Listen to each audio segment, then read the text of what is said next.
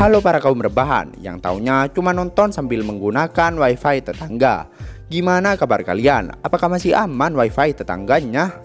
Nah, di video kali ini gua akan menceritakan alur cerita dari Donghua Shaolin episode 242. Nah, langsung saja siapkan minuman, kencangkan celana dalam, dan yap, tanpa banyak bacot, langsung saja kita ke alur ceritanya. Selebeu!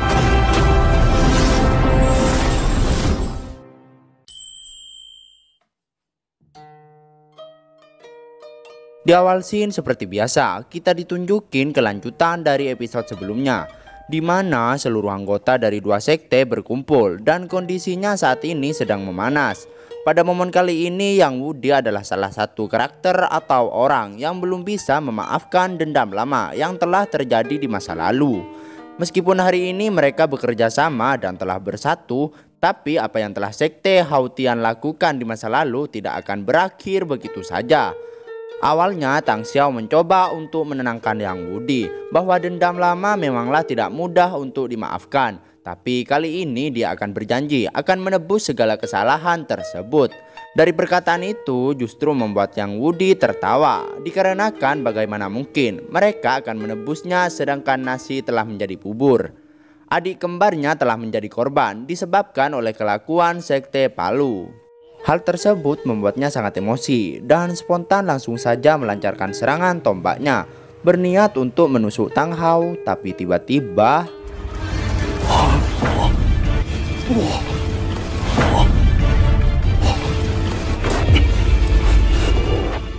Yaps, Tang San harus mengorbankan diri dan mencoba untuk menghapus perselisihan di antara mereka. Jika apa yang dilakukan oleh orang tuanya di masa lalu disebut sebagai kesalahan, maka sebagai seorang anak Tang San bersedia untuk menanggung semua kebencian itu. Tentu hal tersebut membuat Yang Wudi terhenti dikarenakan dia sangat menghormati Tang San. Maka Tetua Bai kemudian menjelaskan bahwa memang kesedihan yang dirasakan oleh Yang Wudi diakibatkan kematian adiknya yang bernama Wu Shuang. Tapi itu semua disebabkan dari kekejaman Aula Wuhung, dan tentu hanya merekalah musuh bebuyutan. Tragedi di masa lalu yang telah menimpa mereka semua memanglah tidak mudah untuk dikembalikan. Tapi masih ada kesempatan dan semuanya masih bisa diperbaiki, yaitu dengan cara bersatu melawan musuh di masa yang akan mendatang. Sebenarnya Yang Wudi juga tahu bahwa kesalahan tersebut mutlak dilakukan oleh Aula Wuhung yang benar-benar telah kehilangan nilai kemanusiaan. Namun pada waktu itu sekte Haotian malah meninggalkan semua sekte di saat posisi mereka dalam bahaya. Itulah sebabnya mereka sangat kecewa. Dengan hal tersebut menyebabkan mereka mengalami kerugian yang besar, kehilangan keluarga, sahabat dan juga teman-teman mereka. Dikarenakan keadaannya tidak bisa dikembalikan seperti semula, maka di masa depan Tang Xiao, Tang Hao dan juga seluruh anggota sekte Haotian yang akan membuktikan dengan sepenuh jiwa dan raga tentang tekad perubahan melalui tindakan mereka.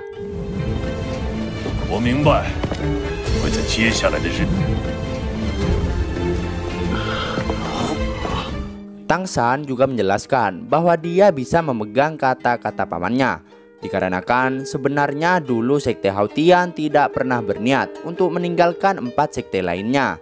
Hanya saja sebelum mereka mengasingkan diri, sekte Haotian yang telah mengutus kelompok bala bantuan agar membantu keempat klan atribut tunggal. Tetapi pada saat dalam perjalanan mereka justru diserang dan dibunuh dengan kejam oleh pengikut Aula Wuhung. Termasuk diantaranya adalah putra tunggal dari tetua ketujuh. Tapi dendam selama 20 tahun tersebut dapat diselesaikan oleh Tang San setelah dia berhasil membawa ayahnya kembali ke sekte Haotian. Tang San lanjut ngomong bahwa kejadian dari peperangan yang telah terjadi di daratan sampai hari ini menyebabkan masing-masing orang telah kehilangan banyak rumah, keluarga dan juga teman. Sekarang musuh abadi mereka ada di depan mata. Dan Tang San sangat berharap kepada kedua kubu tersebut bisa melepaskan semua kejadian di masa lalu dan kembali berbesti untuk mempersatukan hati dan kekuatan. Dengan sebab itulah mereka bisa mempertahankan kedamaian dunia. Karena bacot no jutsu dari Tang San, akhirnya Yang Wudi tersadarkan. Mulai hari ini dendamnya kepada sekte Haotian akan berakhir. Tentu saja selama Sekte Tang bersedia mengakui Sekte Haotian, maka secara alami Sekte nomor 1 tersebut juga bersedia mempertaruhkan segala-galanya.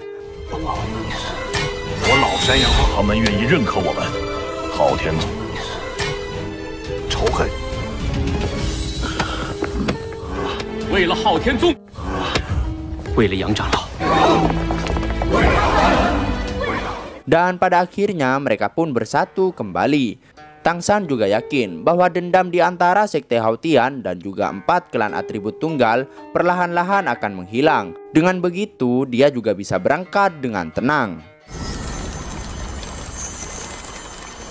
Dan scene pun berpindah. Akhirnya kita diperlihatkan ke-7 monster Shrek. Ditambah dengan bayi Qinxiang datang untuk melihat Tang San yang akan berangkat. Sementara itu, Oscar juga memberikan sosis pemulihan kristal kepadanya sebagai salah satu bentuk kado penjagaan jika terjadi sesuatu nantinya. Di atas puncak pohon, Tang San melihat banyak sekali batu nisan yang telah tersusun rapi di atas tanah. Tragedi peperangan menyebabkan mereka telah gugur, daratan penuh dengan api, saling membunuh dan menghancurkan keindahan yang telah lama dipertahankan bersama karena ego yang kuat. Saat ini orang-orang kuat telah berkumpul di benteng Jaling. Tentu hal itu tidaklah mudah untuk diatasi. Maka dari itu jalan satu-satunya adalah menjadi dewa. Hanya dengan menjadi dewa barulah dia bisa melindungi semua yang berharga baginya. Di sisi lain, Xiao Wu galau karena kepergian kakaknya Tang San. Tapi ke-7 anggotanya mencoba untuk menyemangatinya bahwa Tang San akan baik-baik saja. Setelah dia berhasil mengumpulkan cincin roh kepalu Haotian, maka dia akan berkumpul bersama lagi, tepatnya di tepi pantai. Mereka juga tidak pernah ragu dengan kemampuan Tang San sekarang. Kekuatannya yang sekarang sudah dipastikan bahwa dia akan menghadapi semuanya dengan mudah. Sementara itu, sebelum mereka bertuju juga berlayar, Xiao Wu juga harus berkultivasi dan meningkatkan kemampuannya. Karena perjalanan dewa sangatlah sulit, dan karena Tang San akan menghadapinya, maka Xiao Wu juga harus ikut. Oleh karena itulah dia harus menjadi lebih kuat sebelum bertemu nantinya.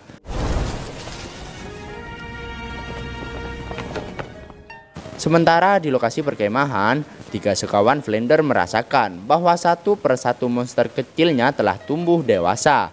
Dan jabatannya sebagai guru juga tidak bisa membantu apapun lagi.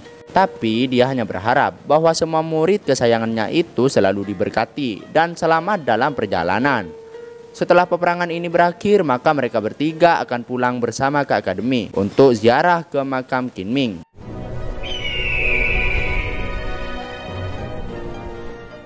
Dan setelah itu scene pun pindah, tepatnya di ujian yang ke-8 Qian Rensu. Dengan pengorbanan kakeknya itu, maka berakhirlah tahap yang ke-8. Dan itu adalah salah satu bentuk agar cucu tercintanya dapat memasuki ujian yang terakhir atau ujian yang ke-9. Sebelum mencapai kursi dewa, kesulitan akan terus berjalan. Kesulitan pada ujian yang terakhir itu akan sangat luar biasa. Tapi kakeknya selalu berpesan padanya agar dia tetap berjuang dan berhasil. Dan tugas Dewa Malaikat juga telah diserahkan kepadanya. Meskipun itu cukup membebani hatinya. Tapi hanya itulah yang bisa dilakukan kakeknya di detik-detik terakhirnya. Tapi lagi dan lagi sisi gelapnya muncul. Dia mengatakan bahwa jika Qian Rensu menyerah pada saat ini, maka pengorbanan yang telah dilakukan oleh kakeknya akan sia-sia. Meskipun pada awalnya Qian Rensu tidak menginginkan bayangan gelapnya itu selalu muncul, dikarenakan satu sisi dialah yang telah mempengaruhinya dan sampai membunuh kakeknya. Tapi karena keberadaannya diakui oleh sang dewa malaikat, maka tentu itu juga sebagai jalan ujian bagi Qian Rensu. Tentu hal tersebut tidak bisa diterimanya dengan mudah, meskipun keinginannya menjadi dewa sangatlah besar. Tapi mengorbankan orang yang dia cintai tentu tidak akan pernah sebanding. Namun satu hal yang harus dia lakukan sekarang, karena semuanya telah terjadi, maka dia harus memasuki pintu ujian yang ke-9. Dan jadilah dewa yang tidak memiliki perasaan dan keinginan. Itulah harapan dari kakeknya yang terakhir kali. Dengan tekad yang sudah mulai membara, Qian Rinsu akhirnya memutuskan bahwa dia akan menghilangkan semua perasaan sedih yang membelenggu di dalam hatinya.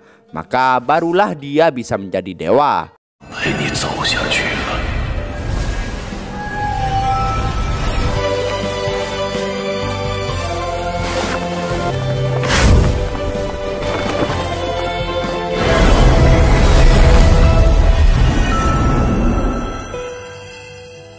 Dan yaps, itulah akhir dari Donghua Shaolin episode 242. Wedeh, jadi penasaran dengan apa yang akan terjadi di episode berikutnya? Makanya pantengin terus channel Movie Senpai. Jangan lupa like dan subscribe-nya. Terima kasih buat yang udah nonton sampai akhir. Sampai jumpa di video berikutnya. Slebeu!